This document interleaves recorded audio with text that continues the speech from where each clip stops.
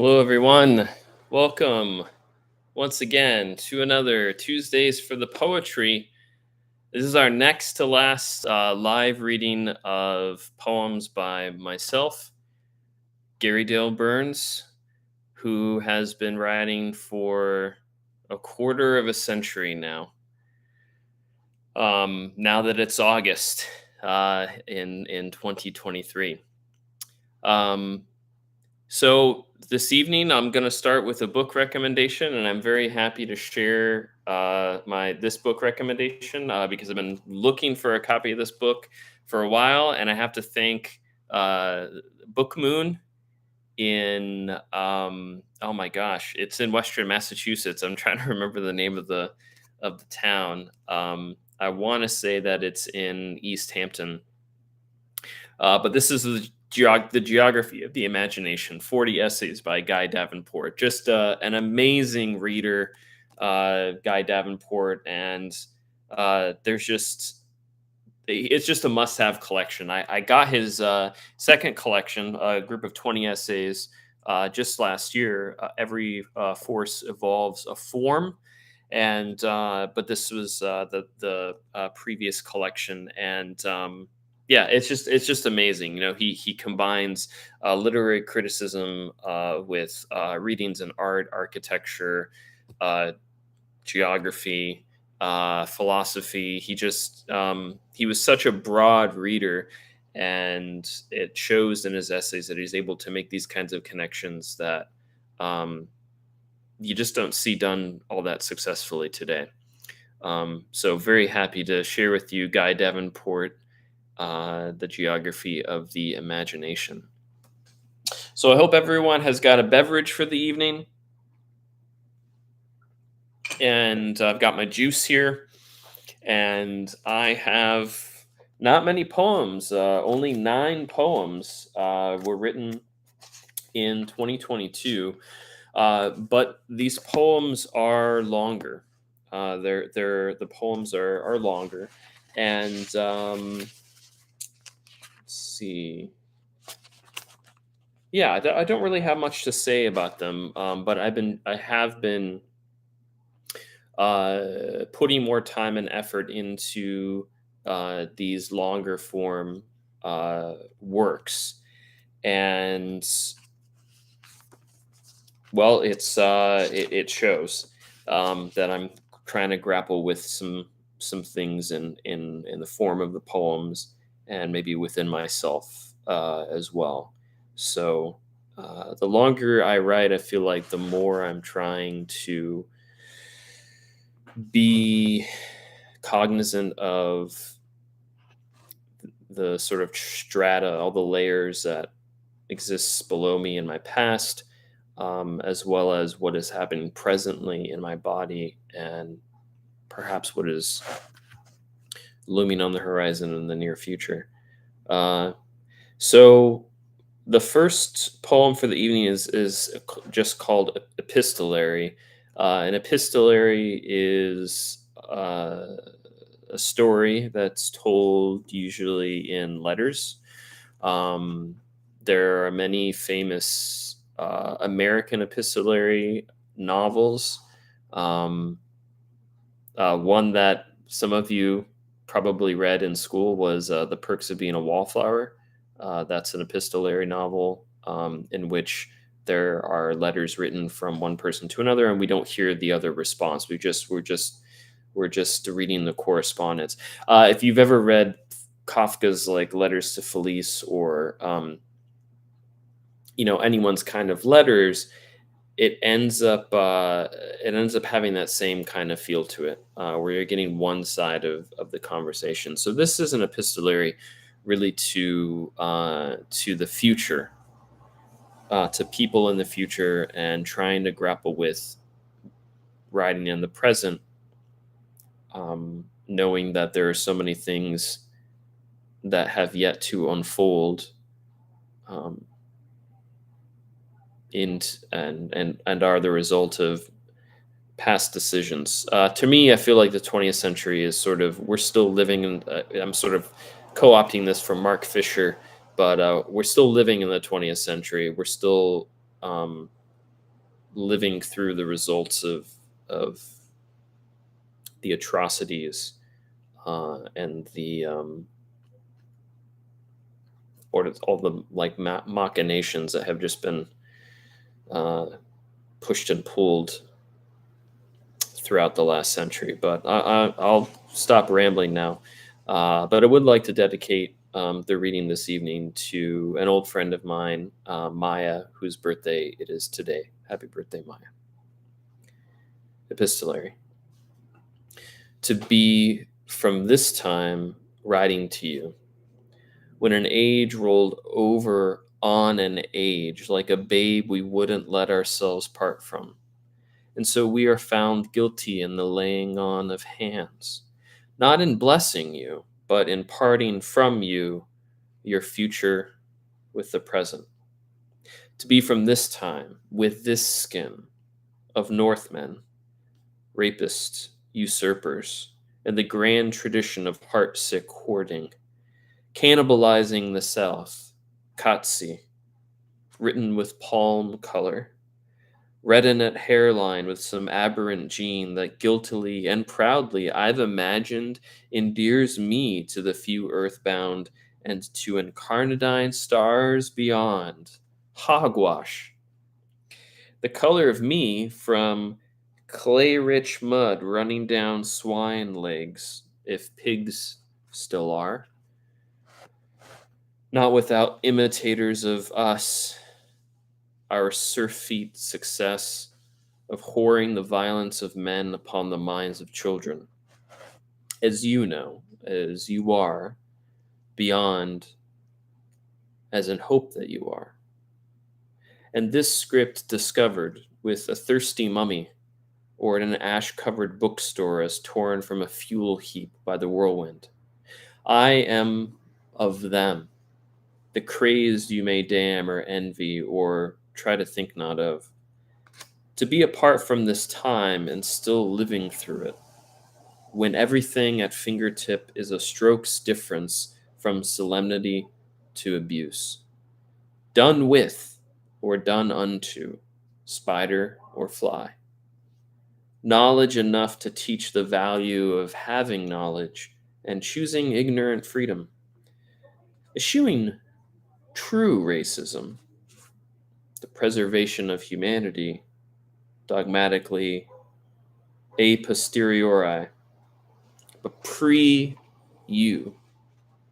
To be not hungry, writing to the hungered, as you are dogged even by my condescension, because I must imagine what is unimaginable, and poeticize the injustice of crowding your timestead with this construction of your future. Where you be, where you are, where I hope that you are. To write only in manufactured ink, a handmade wish. You have survived crush, wash, and the Russian bath world we drew, and from which we also forsook you a cold dip, and much else, mother made in the co-creation of habitating. I wish you rather the organ of evening calm, to be implanted deep within the empty music hall of being, where we danced a Svalbard waltz and pulled the alarm, the very one we exited beneath, receiving the fire sign after we all burned.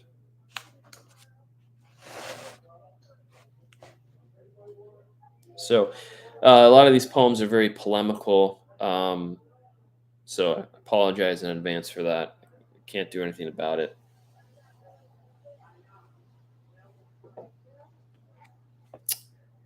Got really burnt up last year. Okay. Uh, for example, this next poem is called The Politics of Centrist Democrats. The perfect shape of the funnel exists in spite of the ruins we make of each other's families, schools, and culture. Yet, if there ever was an emblem to stitch onto our militant shoulders, let it be the funnel, the donut shape that pennies skirt, one saved from flattening by those amusing crank presses at scenic rest areas and children's museums, sailing around and around and around, and then down into a mass of donations collected in the uncurated corners of those same institutions with names of million and billionaire donors hanging above us like pretty encrusted swords. The funnel, swirling motor oil, beer into the gullets of our mechanical and biomechanical engines, narrowing the wide mouths, pinching the speech, taking in diverse sources to mix up a general gruel, creating a stream from aimless chaos. All hail the funnel, great equalizer and just distributor that will make of every wish and desire a single Hegelian whirlpool, a sorry, unforgiving torpor of speed on towards what? A force of law describing itself for itself, selfless ego, unhinged from it. The perfect shape defines nothing but the hands of its maker. We who keep our gaze downward at the navel of gravity and its cousin entropy, giving up the fight for our right hand by shaking and wringing out blood from the left.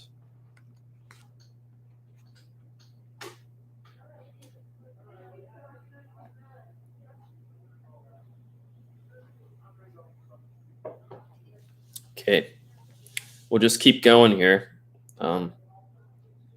Get political. Keep getting political here. The next poem is called Dead Civilians of Ukraine. If everything is political, then nothing is political. If the personal is political, then the personal is nothing.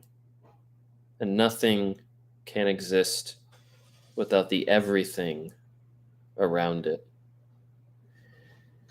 If circles are anything other than the next dimension after flatland, is something you can never see around. And what you can't see around is the place you'll return to after leaving everything for nothing. Except the one thing you can't, that sees you seeing you through an ever wakeful eye. Without the beam or splinter, the most apolitical Jesus forewarned us to mind before minding it in others who are personally minded. For themselves first, and no line, but the second force. A philosopher taught us to sense in the midst of life where we all are existing alongside everyone and everything. Elsewhere being right here, next to nothing and no one, who are all political and never personal, except when they are nobody to no one at all.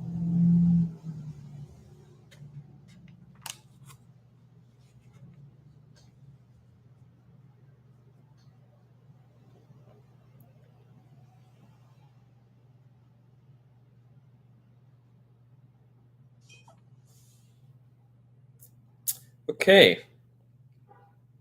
All right.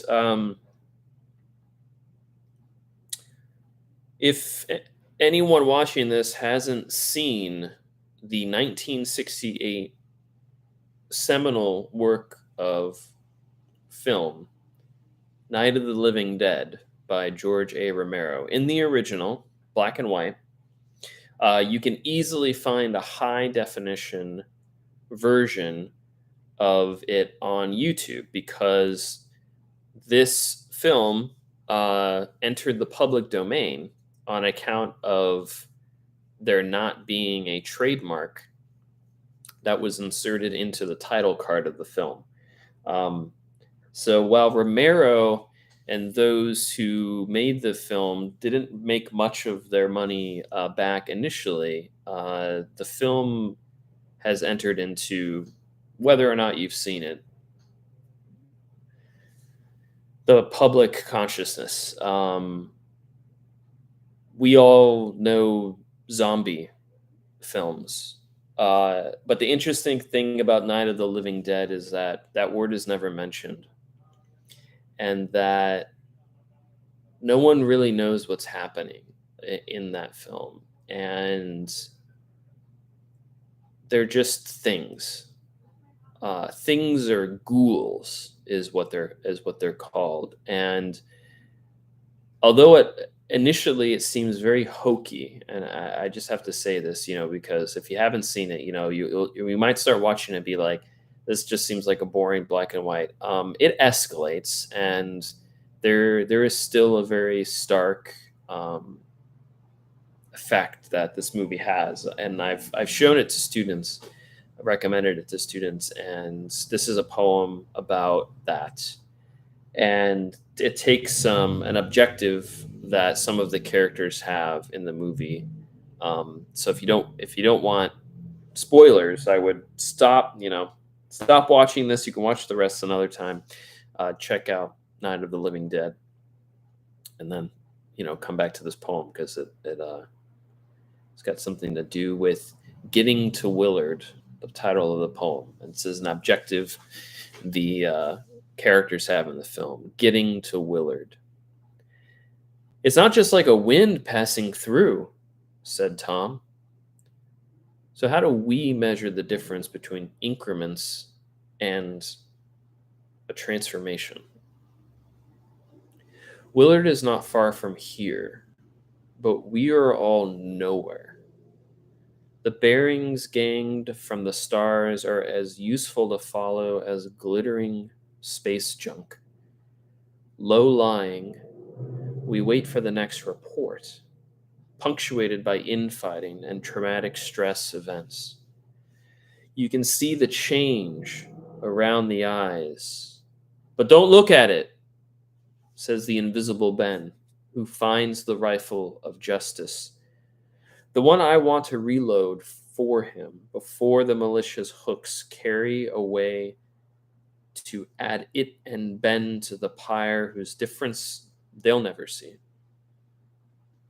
We're all trying to get to Willard without getting eaten or shot, with enough gas and supplies.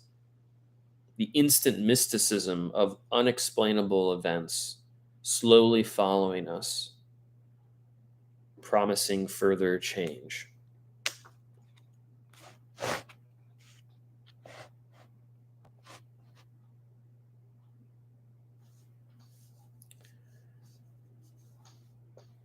Okay, next we have a haiku. Haven't had a haiku in a while.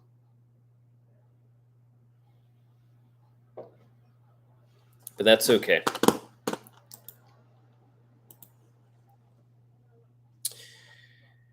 Study halls where no thing is studied. The hands move, misinterested.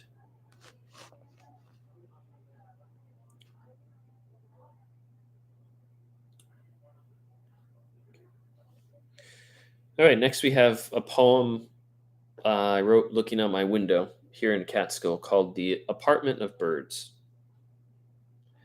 Among the sunburst colored blossoms of the trumpet vine, the dappled flecks of droppings adorn the segments of a habitat that hosts a full flutter of house sparrows, sounding each morning from May to October, when the first ray shots of dawn rifle them into song from within their green embroidery of vines.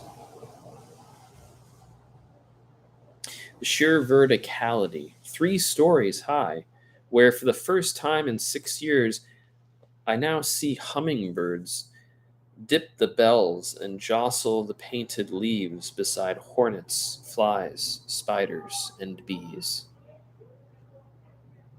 Another year, a different crew, tore away and toppled down in late spring the upholstery nature had tacked to the brick exterior across Factory Alley, and above the cultivated pocket park outside my apartment windows. No nests of fledglings, no quarrels between sparrow and priggish starling, no chatter while I washed up and ground and brewed coffee.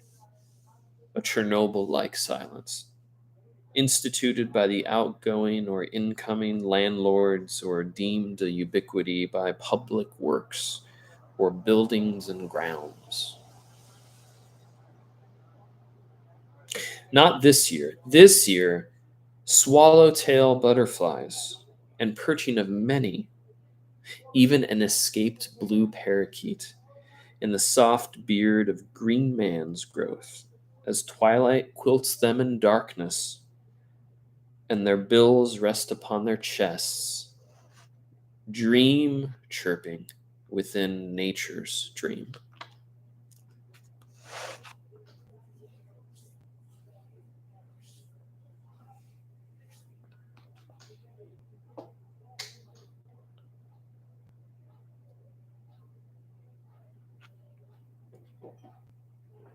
Okay, have another long poem here, one that took me a few months to write last year, called Seeking Failure.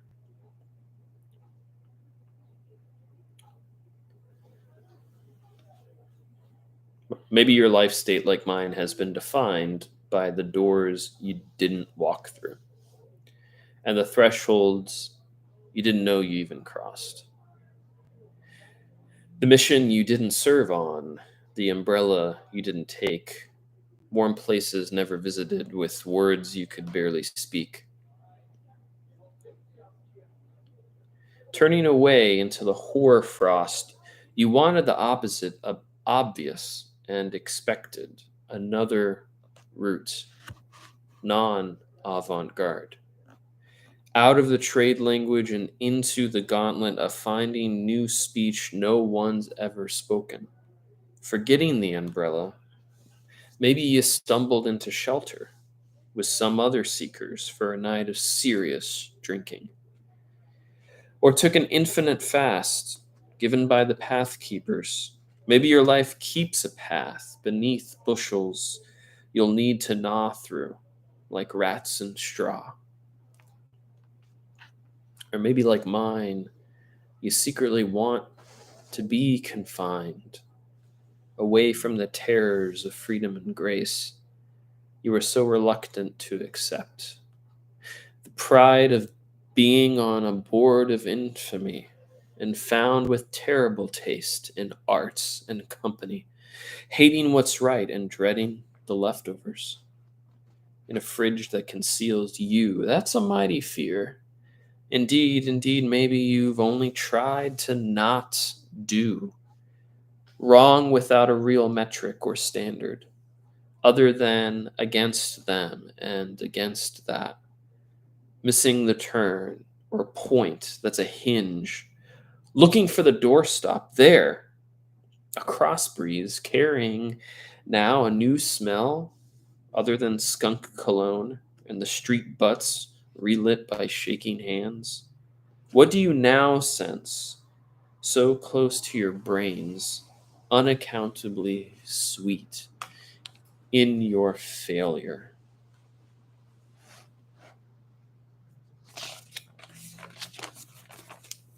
Okay, we got two more.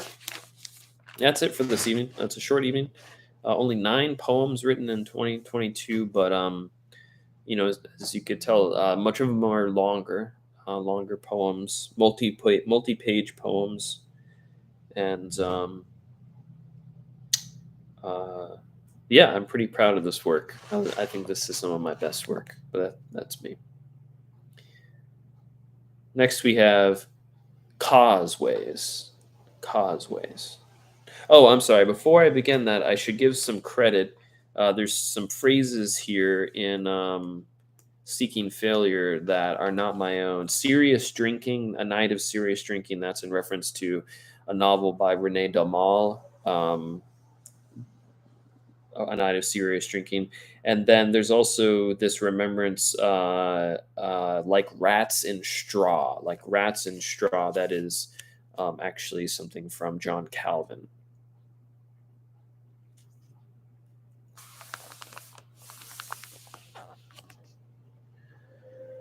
But this is causeways. I'll have to read through and remind myself if there's anything that I've taken from somewhere else, but we'll see. You can study all the causeways, run halfway down, look up, look around, find some master hanging out of a window, waving his scroll of mad scribbles like a flag. You can argue with every adept and take arms up in the opposing regiment. These are all things you could do, and they are all things that you will do if you cannot find a way that is your own. And even if one cause calls out to your heart louder than any other, the way in which you walk on that tightrope between a reality of blindness and someone else's invention of sight, the rivers will still require you to fashion your own paddle while you're in their borrowed boat. It doesn't sound all that appealing coming from a goat. All it eats is trash. You still trust digestion. You just want to be the one who's chewing. What is there besides food? You swallow the bar, or the bar swallows you. That might be some kind of rod of truth, but you're not measuring anything of your own up against this nothingness that consumes you. This way, you'll turn doom into an act, a performance, something others love to watch while you're watching yourself. And there will be laws you seem to bend in front of their eyes, and then you'll be called magician, trickster, jinn. So much the better, placing you in another world, the one from which you've always tried to look through. It's not all a wash, it's just another kind of chasm between one tower and its brother. And he never had family, anyways, and home is something far away you never came from. But community is where you're moving towards brotherhood, sisterhood, neighborhood, humanhood branching out over the causeways like a tree in full bloom, raining down the funk of its petals, bringing forth fruit to sustain the ones like you keep missing the mark.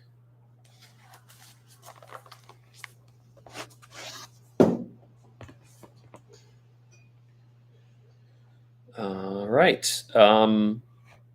Last one here. Last one of the night.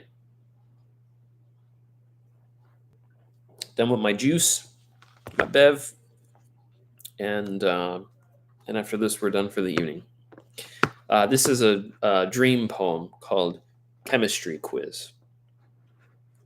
You have that dream again where you're anxiously waiting for the quiz you didn't study for to be passed out, and you wonder how the earth does yet live with the harbingers of its most recent death and ruin, among brat destroyers of passion unchecked, unaliving microbe, rhinoceros, bay reef, inventions of waste, waste itself an invention. What all else of us will outlast in half life? The Jehovah's Witnesses read every sign as one way and yet believe in restoration. Deformities of the soul, and so we produce fabrications to mitigate lost time and ground that yet fatigues from our concussive pride and all our lowest vibrations combined, dull senses for lush beauty and corresponding awe, blood flow for money and childlike sugar rushes. Just give us the cheat sheet from the smart kid. And there we find a letter of resignation, rough paper with seeds in the pulp, a planting, watering, growth, and harvest schedule. The footnote, best within a biodome in a well deeply dug underneath. Phew. Oh, the answers to today's chemistry quiz. There they are. Relieved, you turn and meet the smile of your school age crush, their white teeth visible through the smoke, slowly killing you all. And that last line just makes me think about Hawaii right now. Please send funds if you can. Causeways, by the way, had a remembrance. You swallow the bar swallows you, from Coen Brothers' Big Lebowski. But yeah, everything else was me. So that's it for this evening. Thanks for joining me tonight on another poetry reading, live poetry reading with your host, Gary Dill Burns. Next week is it. It's the last reading. 25 years of poetry ends with the 25th night. I know if you look back, some of the nights are combined. I was able to do 2 nights in one night. It's my little magic trick. But this evening is done. And I hope you have poems in your life and that you listen to what your heart needs and wants and you seek out for it.